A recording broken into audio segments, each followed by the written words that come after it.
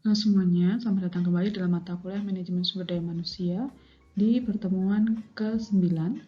Dan pada hari ini kita akan membahas mengenai Performance Appraisal System atau sistem penilaian kinerja.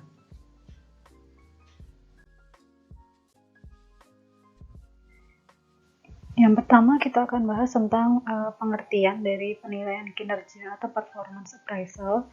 Di performance appraisal itu merupakan suatu proses di mana perusahaan atau organisasi mengevaluasi kinerja karyawan dengan cara membandingkan antara apa yang dicapai oleh karyawannya dengan standar kinerja yang ada.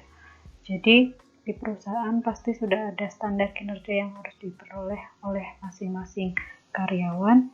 Nah, dalam performance appraisal ini nanti kinerja karyawan yang sesungguhnya yang telah dicapai dibandingkan dengan standar yang ada. Apakah melebihi ataukah kurang ataukah lebih dari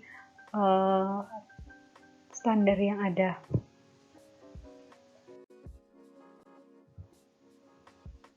Contoh mudah dari penilaian kinerja misalnya saja di sini adalah penilaian kinerja sales rokok. Jadi sales rokok itu salah satunya nanti akan dinilai keberhasilan kinerjanya dari berapa jumlah banyak rokok yang dia bisa jual dalam jangka waktu tertentu, misalnya 1 bulan atau 1 minggu atau mungkin 1 tahun.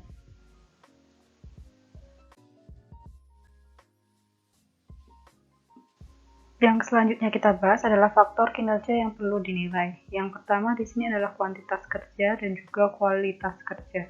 Jadi kuantitas kerja itu adalah apakah jumlah barang yang dihasilkan itu sesuai dengan standar yang ada. Sedangkan kualitas apakah kualitasnya atau mutu dari barang tersebut sesuai dengan standar yang telah ditentukan oleh perusahaan. Jadi misalnya perusahaan konveksi, dia punya target sehari penjahitnya harus bisa menjahit 10 baju. Nah, apakah penjahit A bisa mendapatkan 10 baju atau bisa mengerjakan 10 baju setiap harinya, atau juga kualitasnya, apakah baju-baju yang dihasilkan oleh penjahit A tersebut sesuai dengan kualitas yang telah ditetapkan oleh perusahaan, ukurannya sama enggak, kemudian potongannya benar atau tidak, warnanya benar atau tidak, dan lain sebagainya.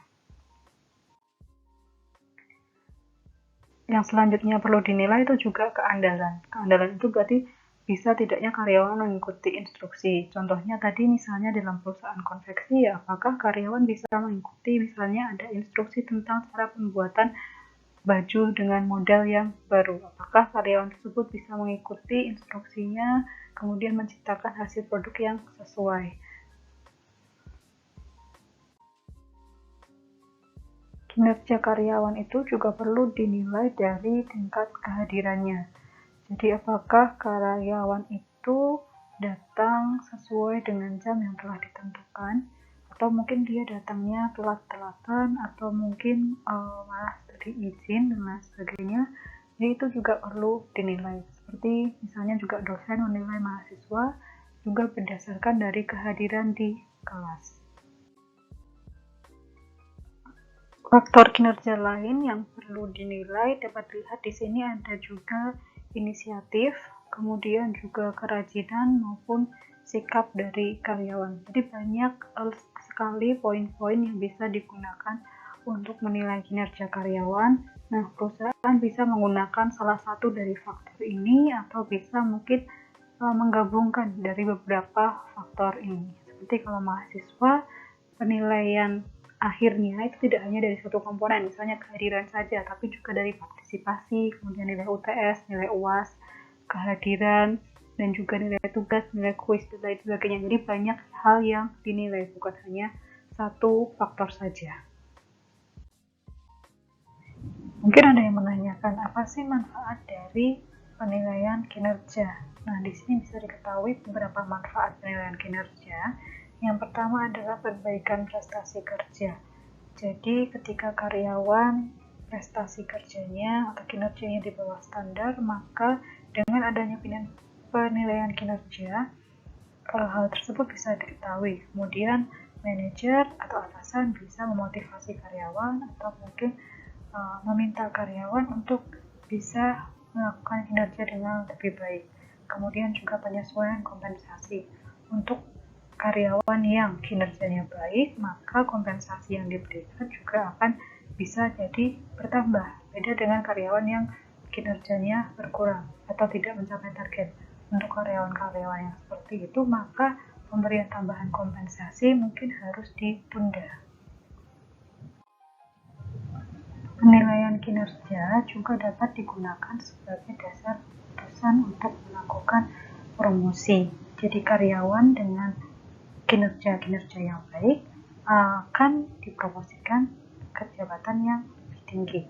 Kemudian juga dapat dijadikan sebagai dasar melakukan pelatihan dan pengembangan. Apabila dari hasil penilaian kinerja diketahui bahwa mungkin target perusahaan tidak tercapai karena karyawan tidak bisa melakukan produksi barang sesuai dengan standar, maka perusahaan perlu kembali melakukan misalnya pelatihan agar karyawan dapat melakukan atau memproduksi barang sesuai dengan standar.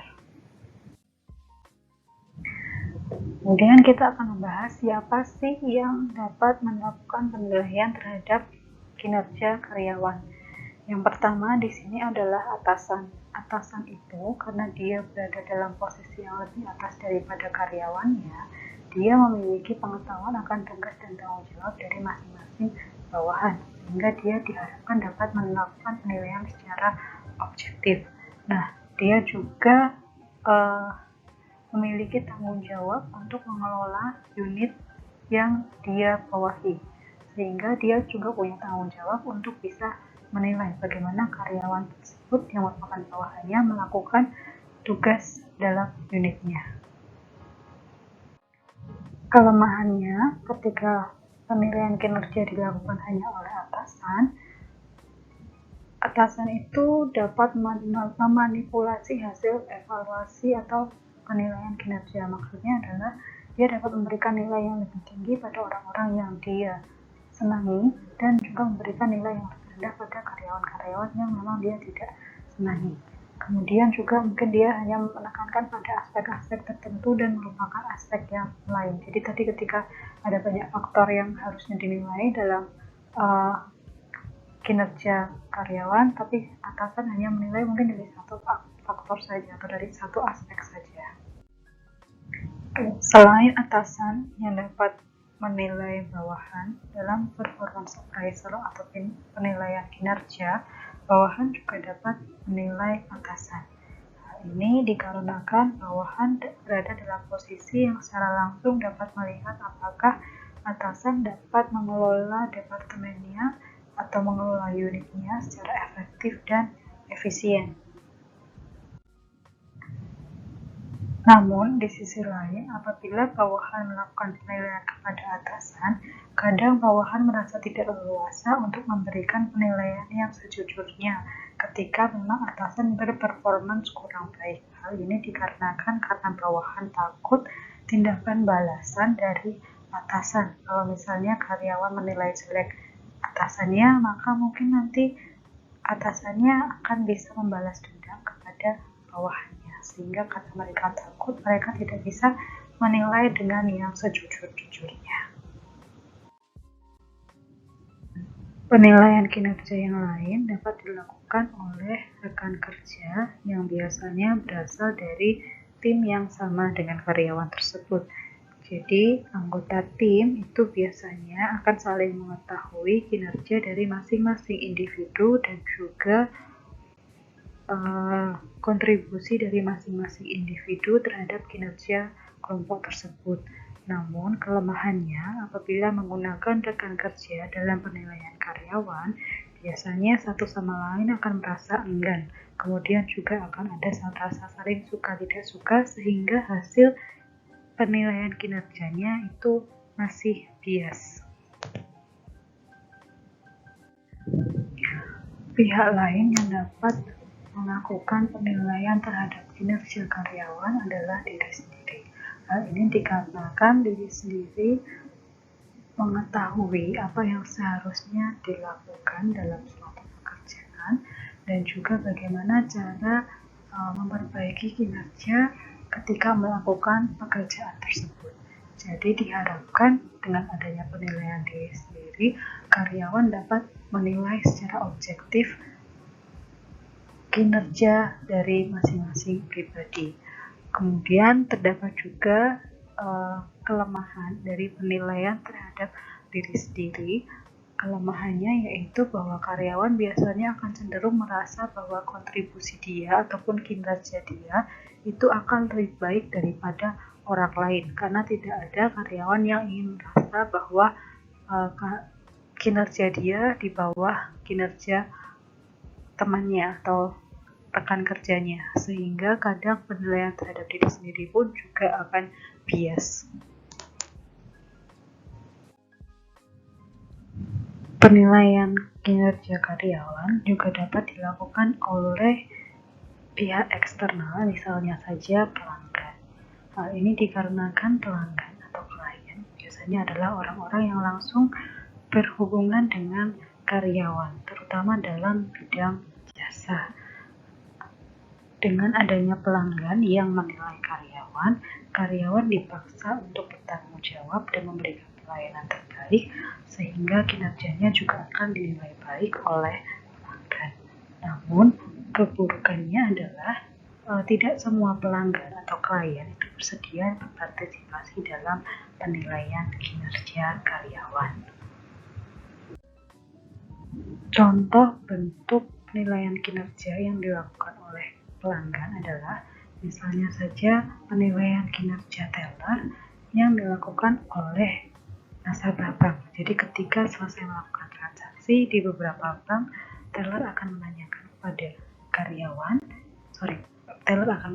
kepada pelanggan apakah mereka puas terhadap pelayanan yang telah diberikan oleh teller tersebut. Nah, apabila karyawan merasa kurang puas, maka karyawan di survei tersebut dapat berisi kurang puas, sehingga hasil dari evaluasi yang diberikan oleh nasabah nantinya akan dikumpulkan dan dijadikan dasar sebagai penilaian karyawan yang dilakukan oleh pihak eksternal, yaitu pelanggan atau nasabah. Setelah kita mengetahui pihak-pihak mana saja yang dapat melakukan penilaian kinerja karyawan, selanjutnya kita akan membahas tentang metode penilaian kinerja karyawan. Yang pertama di sini ada yang namanya metode penilaian umpan balik 360 derajat. Maksudnya di sini adalah bahwa penilaian kinerja itu dilakukan oleh banyak pihak, baik yang berasal dari dalam perusahaan maupun dari luar perusahaan.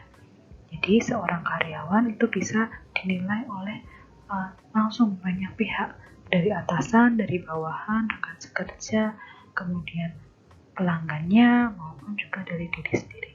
Dan hasil penilaian dari berbagai pihak tersebut kemudian diperbandingkan sehingga akan didapatkan hasil yang lebih objektif.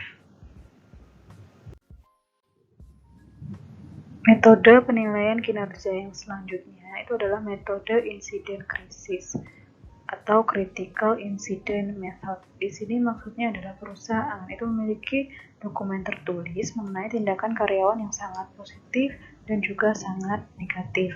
Nah, nanti perusahaan akan memperbandingkan atau melihat catatan tersebut, apakah karyawan banyak berkontribusi pada hal yang sangat positif atau malah karyawan banyak berkontribusi terhadap hal yang sangat negatif. Jika karyawan banyak memberikan hal positif kepada perusahaan, berarti karyawan mungkin dapat diberikan reward. Namun ketika karyawan tersebut banyak memberikan tindakan negatif, maka tidak bisa diberikan reward. Selanjutnya, ada yang dinamakan dengan metode standar kinerja. Di sini, penilaian kinerja karyawan dilakukan dengan cara membandingkan kinerja karyawan tersebut dengan standar yang telah dibuat sebelumnya. Contohnya tadi, ketika di perusahaan konveksi, karyawan harus menghasilkan 10 baju sehari. Ya, tinggal dibandingkan saja apakah produksi karyawan tersebut sesuai atau sudah mencapai target 10 baju, ataukah masih kurang atau malah kelebihan. Metode penilaian kinerja yang selanjutnya itu adalah metode peringkat atau ranking method. Mungkin kalian sudah terbiasa dengan yang namanya ranking. Jadi kalau penilaian kinerja berdasarkan ranking ini adalah kinerja karyawan itu diurutkan, mana dari karyawan yang bisa melakukan kinerja paling bagus sampai mana karyawan yang kinerjanya paling buruk. Jadi ada urutannya. Kayak seperti misalnya dulu mungkin kalian waktu SD itu kan ada ranking 1 sampai ranking berapa. Nah, sama di sini juga metode penilaian kinerja berarti adalah ranking 1 itu adalah karyawan dengan kinerja yang paling baik. Kemudian nomor 2 berarti karyawan dengan kinerja terbaik kedua dan seterusnya. Selanjutnya, kita akan membahas masalah-masalah yang ditemukan dalam penilaian kinerja. Yang pertama di sini adalah ketidaknyamanan penilai. Jadi beberapa orang yang bertugas untuk melakukan penilaian kinerja itu mungkin merasa tidak nyaman karena mungkin dia takut bahwa orang yang dinilai itu akan melakukan balas dendam jika mereka memberikan penilaian yang buruk, sehingga hasil penilaiannya itu adalah menjadi tidak objektif. Kemudian masalah yang lain juga adanya efek halo. Jadi di sini yang dimaksudkan dengan efek halo itu adalah menggeneralisir satu unsur positif dari seseorang yang dinilai sehingga menghasilkan penilaian kinerja yang lebih tinggi. Jadi kalau misalnya kalian melihat orang yang cakep, nah kemudian kalian merasa bahwa karena dia cakep pasti kinerjanya bagus. Nah itu berarti dia adalah efek halo. Dengan adanya efek halo menjadi penilaian juga tidak objektif. Permasalahan lain dalam penilaian kinerja adalah misalnya evaluator memberikan nilai yang tinggi tanpa adanya dasar yang jelas, atau evaluator itu atau orang yang melakukan penilaian dia bersikap sangat lunak terhadap orang yang dinilai. Sedangkan ada juga evaluator yang bersifat sebaliknya, dia sangat tegas sehingga terlalu kritis terhadap kinerja karyawan sehingga penilaiannya juga tidak memberikan nilai yang tinggi kepada karyawan. Kemudian ada bias perilaku terakhir. Jadi yang di sini adalah yang dimaksudkan adalah penilai itu akan biasanya mengingat perilaku yang paling dekat dari orang yang dinilai. Jadi misalnya saya menilai seseorang, yang akan saya ingat itu adalah perilaku seseorang mungkin seminggu terakhir atau sebulan terakhir, tapi saya nggak akan bisa ingat mungkin perilaku orang tersebut 6 bulan yang lalu. Jadi karena yang diingat hanya dalam jangka waktu yang pendek, yang dekat dengan waktu penilaian, maka jangka waktu tersebut biasanya tidak dapat menggambarkan keseluruhan kinerja dari karyawan tersebut. Kemudian yang selanjutnya ada manipulasi evaluasi. Jadi di sini evaluator atau orang yang melakukan penilaian itu memiliki berbagai alasan untuk meningkatkan maupun menurunkan hasil penilaian. Jadi kadang hasil evaluasinya itu bukan hasil evaluasi yang objektif, tapi hasil manipulasi.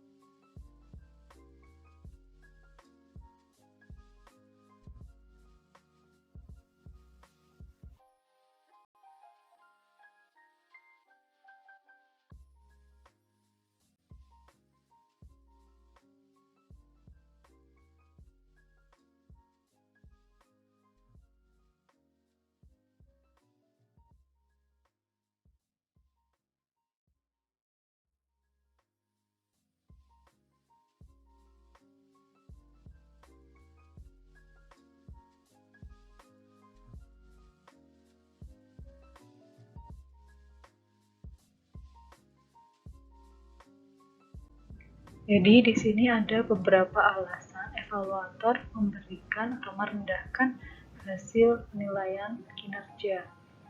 Jadi merendahkan hasil penilaian kinerja itu berarti misalnya saja hasil kinerjanya sebenarnya adalah baik 80, tapi oleh evaluator hanya dinilai sebagai cukup. Nah, di situ ada beberapa alasan. Yang pertama di sini adalah mendesak agar kinerja yang lebih baik muncul bagi karyawan. Jadi kalau misalnya sudah diketahui nilainya baik, biasanya karyawan akan malas-malasan, makanya nilainya direndahkan agar karyawan lebih kinerjanya lebih baik lagi. Kemudian menghukum karyawan yang sulit atau memberontak. Jadi ada karyawan yang mungkin sulit diatur sehingga dia dalam penilaian kinerjanya dinilai jelek. Dengan demikian maka karyawan tersebut diharapkan dapat merubah tindakannya. Alasan selanjutnya itu adalah menciptakan catatan yang kuat guna melakukan pemecatan yang direncanakan. Jadi untuk melakukan pemecatan, perusahaan kan harus ada dasarnya. Nah, di sini perusahaan merendahkan hasil penilaian kerja karyawan sehingga hasil kinerja yang rendah tersebut dapat digunakan sebagai alasan untuk memecat karyawan tersebut. Kemudian yang selanjutnya ada juga meminimalkan jumlah kenaikan bayaran karena prestasi. Mungkin perusahaan sedang dalam kondisi keuangan yang sulit, jadi perusahaan tidak ingin membayar terlalu banyak kenaikan bayaran karena prestasi atau kinerja karyawan yang baik. Makanya kinerja karyawan hasil penilaiannya itu direndahkan sehingga tidak banyak karyawan yang memiliki hasil kinerja yang baik, sehingga perusahaan tidak harus membayar kenaikan gaji atau kenaikan bayaran karena prestasi. Selanjutnya, di sini kita bahas alasan evaluator mempertinggi hasil penilaian kinerja. Jadi, walaupun misalnya hasilnya jelek, tapi evaluator kemudian melaporkan bahwa hasil penilaian kinerja terhadap seorang karyawan itu dinilai bagus. Nah, ada beberapa alasan. Yang pertama di sini adalah keinginan untuk memperbaiki kesejahteraan karyawan dalam mendapatkan kenaikan bayaran karena prestasi. Jadi mungkin evaluator ingin memperbaiki kesejahteraan karyawan dengan cara memberikan kenaikan bayaran. Nah, kenaikan bayaran itu kan harus ada dasarnya. Nah, salah satu dasarnya adalah hasil prestasi atau hasil penilaian kinerja yang baik. Makanya, walaupun mungkin hasil kinerjanya itu sepertinya kurang bagus, tapi karena evaluator ingin memperbaiki kesejahteraan karyawan, akhirnya evaluator mengubah hasil tersebut sehingga menjadi lebih tinggi daripada aslinya. Alasan selanjutnya adalah keinginan dari evaluator atau penilai untuk menutupi kelemahan dari departemen yang dinilai. Kemungkinan besar di sini departemen yang dinilai tersebut memiliki hubungan kedekatan dengan evaluator, sehingga evaluator tidak menginginkan departemen tersebut memiliki hasil penilaian yang buruk. Sehingga walaupun mungkin hasil penilaiannya sebenarnya kurang bagus, tapi karena evaluator ingin menutupi hasil tersebut, maka dia mengganti hasil penilaiannya menjadi lebih baik untuk departemen tersebut. Alasan lainnya adalah karena evaluator ingin memberikan imbalan pada karyawan yang telah menunjukkan usaha keras meskipun hasilnya relatif rendah. Jadi, karena evaluator ingin menghargai usaha keras dari karyawan, walaupun mungkin hasil usaha keras tersebut kurang bagus, tapi karena memang dia ingin menghargai usaha kerasnya, sehingga hasil penilaian pun dibuat menjadi lebih tinggi. Kemudian alasan yang terakhir di sini menghindari konfrontasi dengan karyawan yang susah diatur. Jadi mungkin karena evaluator malas untuk berhubungan dengan orang-orang yang susah diatur, daripada orang yang susah diatur tersebut diberikan nilai yang buruk kemudian membuat permasalahan, sehingga akhirnya evaluator memilih untuk memberikan nilai yang bagus agar dia terhindar dari karyawan yang susah diatur. Demikian materi kita pada hari ini, semoga bermanfaat. Terima kasih.